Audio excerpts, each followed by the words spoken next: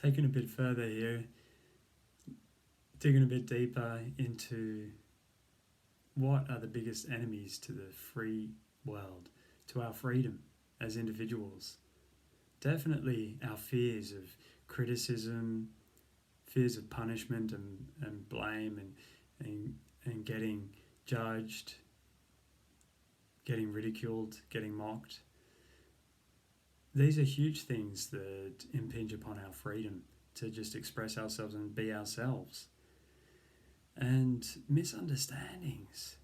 Misunderstandings is probably really the biggest enemy to all of our freedoms. All of our peoples across the whole world labouring under the slavery of just misunderstandings, of having an absence of correct understandings about the cause and effect, about what's going to work, what's going to be helpful to do in our lives, what should we be doing with our time. Misunderstandings in the place of accurate understandings. Just coming into our minds, all these different misunderstandings, thinking that something's good when actually it's not a good thing at all, that we've been miseducated and we've been uneducated, and just given inaccurate information. I was talking to some good friends just the other day and about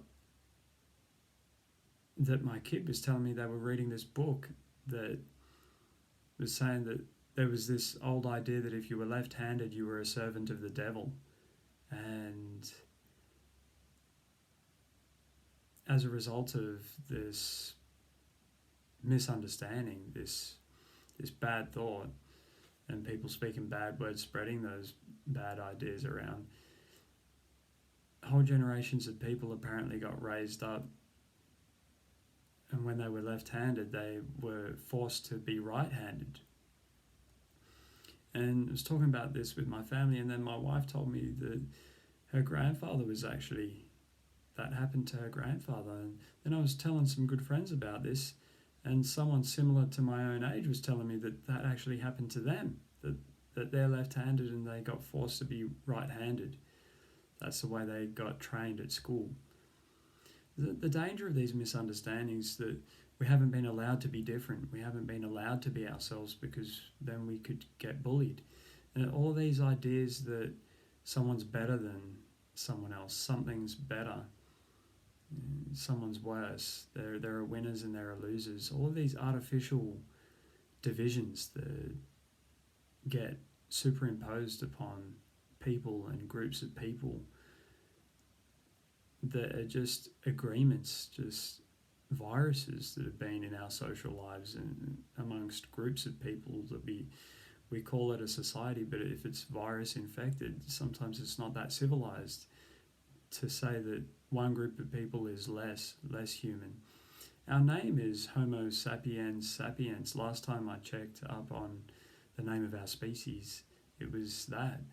And from my studies, I know that means wise man.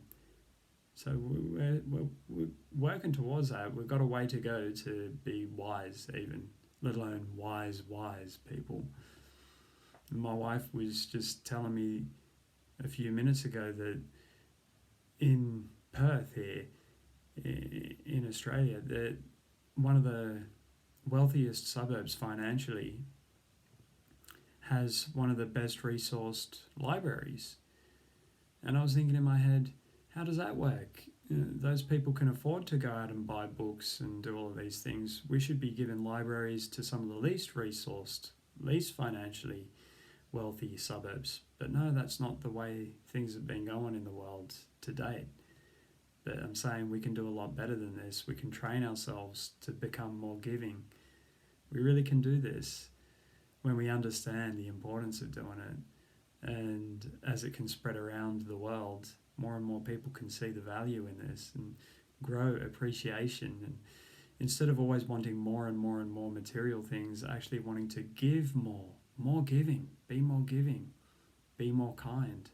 If we're going to be more of anything, be more of these things, more understanding. everybody needs so much understanding.